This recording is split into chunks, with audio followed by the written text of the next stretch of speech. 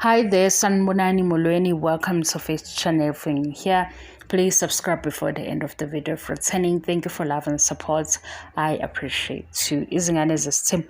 Yabo indaba yampumelelo, mina ngi-defeated manje.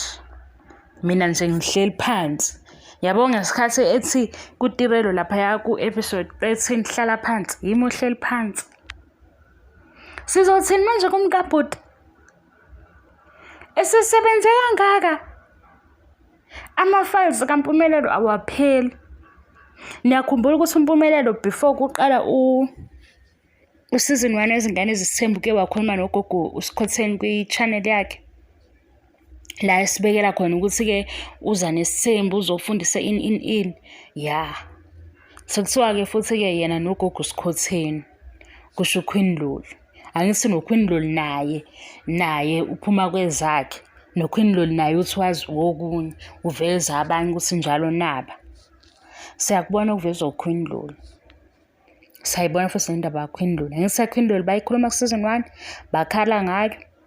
Baphinde bayikhuluma kuthana nesithembu bamthethisa ngayo. Manje sekuvele yagogo uSikhotheni. Bangaki ke abanye basazovela webakwethu mase sithini thina kutirelo. Ngoba phela manje ke besisithi ke sekugcineni ke ufuna uthola lento naye wayefuna ukuthi ke finally uwedwa ke manje njengoba usuyisosha ke usubamba nama calls ubachazela ukuthi unje bakhiphe bonke ke bevele nje umrabisha kubona bonke abakufonelayo uvela umtshela nje ukuthi umfana nje usale wedwa.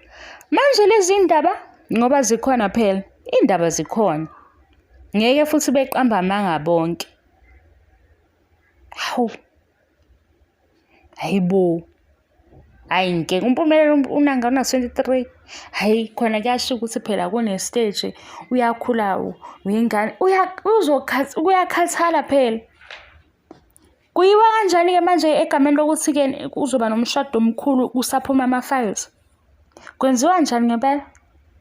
Yabo nje asisenazo inkulumo ezakhayo, asisenawo amagama athini, uye nomaziyo. Sesilele lapho uthi hayi ke ntombi, uwe nomaziyo. Kuwenzekile wafika useason 2 kwakhulunywa kwakhulunywa wathi sakubona wena ukuthi uyamdefend wena uthi kuyahlekisa mangahlekisi wena uyamkhulumela ngoba ke wenze njani unobu wife material loba abufunayo. Manje lezi indaba azisapheli. Noma yena ikhona into awayethi uzama ukuyenza uMpumelelo. Lento asuzama ukuyenza angazi noma ubebona ukuthi uzolungisa indawo ezithile. Kukhona into bengathi uzama ukuyenza angazi noma ubevula ipage noma ubefuna ukuba ne-YouTube channel. Kodwa lapho ubefuna ukuveza ukuthi naba abantu engibazi eduze. Ngoba ngikhumbula lento ayibhala esho ukuthi uzoba naleyo channel o lelo page ethi siyomangala. Makuvela usaziwayo ukuthi lo saziwayo wakwamthinta. Shuthi ubesho ugogo uSikhotheni ukuthi uye lesizomangala ukuthi uwakamtheni kanti yena unjani ugogo uSikhotheni nje uhlukana amanzi emshadweni kade eshadile. Ho uyabhayiza futhi ugogo uSikhotheni uhlukana amanzi umshado wakhe sasubona lapha ku-TV show ile yakhe kwi-reality show yakhe evela nomnyeni wakhe nezingane nazi ikhona. Noma ngabe ke kuthiwa ke ubengakashadi shasha kodwa ingane nazi ebeyikhomba ukuthi nangu ke aqhubeka nayo impilo naye njalo ngapha unabakhe kodwa nanga egijima wogogo uSikhotheni kanti indaba yalengane uthwani.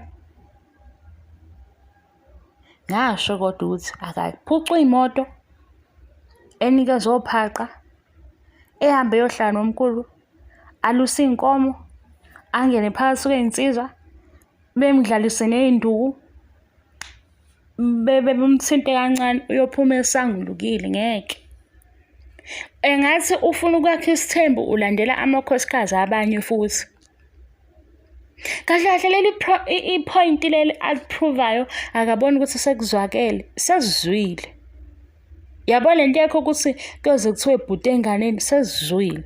Ukusho ngesisho kodwa sesibonile ukuthi kuyoze kuthiwe ebhuti enganeni makwenze njani sesizwile. Nalabo futhi wayesho sebezwile nalabo bafana futhi sebezwile, nasebholeni bazwile, emajiteni bazwile, esigodini saseMzumbe bazwile, ngoba phela siyayibona ukuthi ikhona indawo yokuprove ipoint. Manje-ke impilo yakhe-ke uthini ngayo ngalezi zenzo ey'ngaka?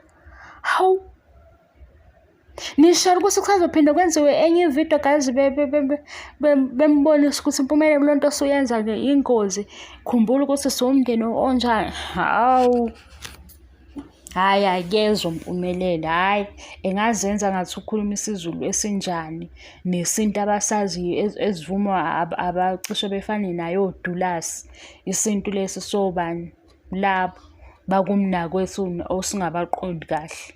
Nabo nje labo ongathi ungavele ufike nothembisa wamanzi wabhunyele ngamanzi, ayi zibakhathaza abantu. Hibo, Mpumelelo wazwa ingane nale behavior yakhe nobungozi phakathi.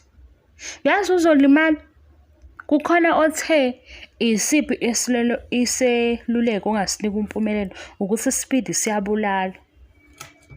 Nokuthi futhi mawuthi wenza iqiniso hlala kulona.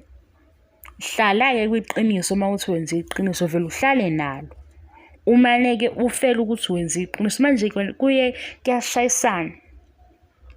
Udonsa isintu ngapha, ethi edonsa isintu ngapha ayihudulele phansi isithunzi sakhe. Manje nje manje akusahambisani ukuthi ngeke wena uhambe ushayisa yonke indawo kodwa uphinde uyobaleka uyocasha ngesintu. Iy'ngozi ey'ngaka unesintu phakathi. Kanti isintu asisho ukuthi hamba uqonde ngoba manje ngalesi sintu uzoba yisibonelo-ke esihle nakwabanye. Manje uphoqa ukuba yisibonelo esihle kodwa nje uhamba ushayise ey'ngozini, udukile kahle kahle, u-confused, uwedwa. Kodwa ekugcineni uyitshela ukuthi wena uzoba yi-role model yabanye ontanga yakho nabalandela wena. Injani leyo nto? Akunankinga bovele ukuthi nje uyiphelele impilo yakho kwenza isidingo kanjani. Manje masuzodonsa isintu, masuhamba ngamagwegwe yonke indawo uyashayisa. Hayibo. Isintu nje asisho ukuthi unkosikazi womunye uyamhlonipha. Uhloniphe-ke ulo unkosikazi okhishwela iy'nkomo. Noma unolwazi oluthile-ke singalazi ukuthi akakhishwelanga iy'nkomo ngoba yini emhlanganisa nogogo Sikhotheni eshadile. Ugogo Sikhotheni uhlukanisa manje. Into yakhe yokuhlukana. Uzophuma athini kuleyo ndawo uzothi uye wangibiza wayenganqabi ingane-ke yena. Hayi le ngane guys ngeke, hayi. Iy'ngane zama-cornflakes uyibona kanje. Iy'ngane zama-cornflakes lezi ezohlupha ngoba uthi uyafunda wenziwa kuba mncane uyafunda. Iy'ngane zama-Weetbix nazi. Hawu. Akukho la kunqaba khona-ke kuye ngoba phela unesiphiwo, isiphiwo sakhe asisho ukuthi cha suka-ke la ungahlali la. Esakhe isiphiwo nje sithi hlala yonke indawo. Yidla konke onikezwa khona ukuthi yidla. Hawu cha ngiyakuqala-ke mina lokho ukuthi uyaba nesiphiwo kodwa wenze zonke izinto ngoba umuntu onesiphiwo umuntu ophila sampilo enama-instructions awalandela usuku nosuku. Hawazi wasixaka umfana. Hayi wasixaka. Ungalenzi-ke iphutha Nkosi yami ngoba qinisho unalo mkhuba esenujwayele ukuthi le ngane ngoba ihlupha kanjani igijime laphaya kwi-page lama wakhe. Ungalenzi lelo phutha ngoba nawe mhlawumbe uzothi uzama ukulungisa kanti usuwenze oku-wrong esayidini lakho ngoba yena uwumuntu omdala. Yena uwumzali. Sibabaza nje ukuthi ingane le yini inkinga yayo. Yini le menze waba ne-assignment yokuthi la ngizoqinisa kulokhu kuhamba. Lokhu kuhamba ngizokwenza sure ukuthi nje kuyazi ukuthi ngihambe la ngahamba la. Ngahamba la yini le menze waba njalo. Hawu, cha ngishaya izandla.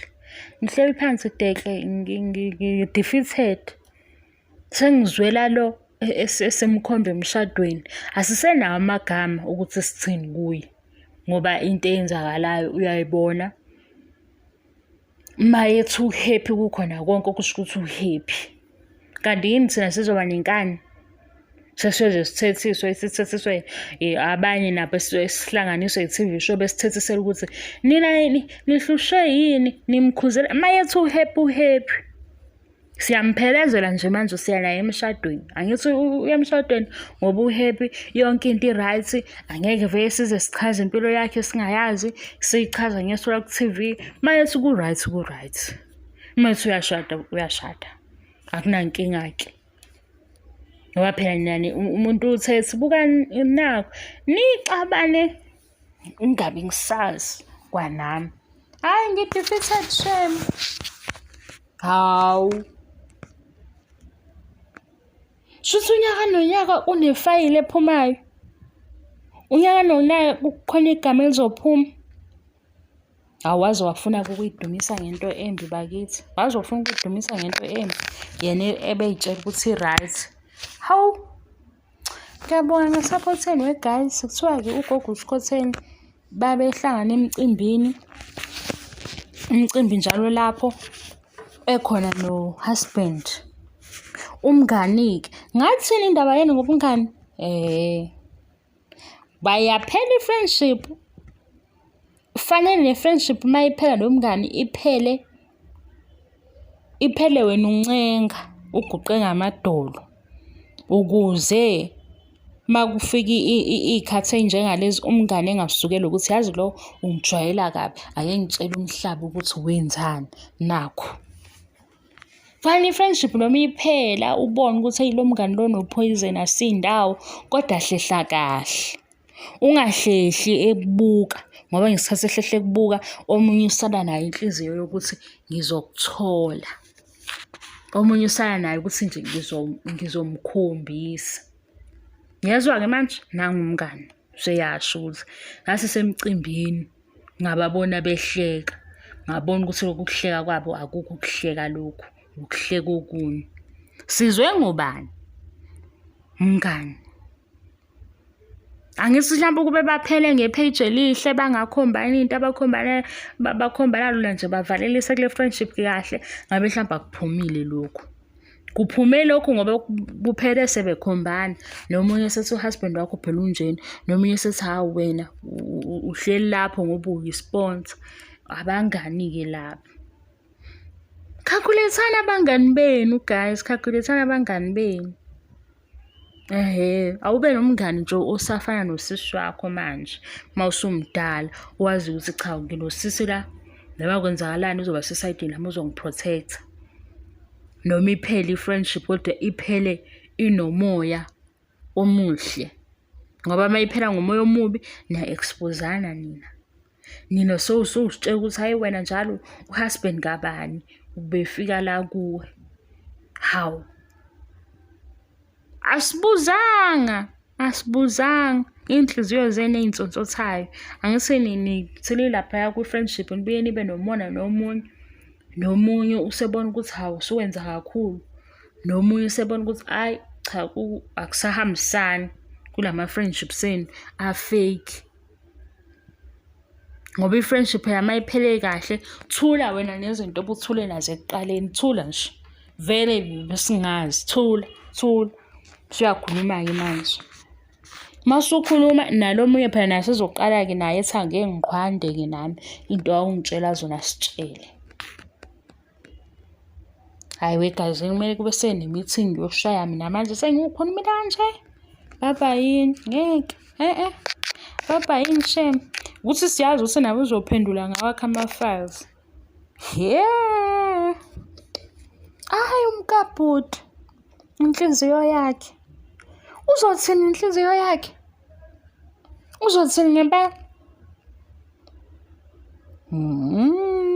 Awu baba bafana bayaphoxana.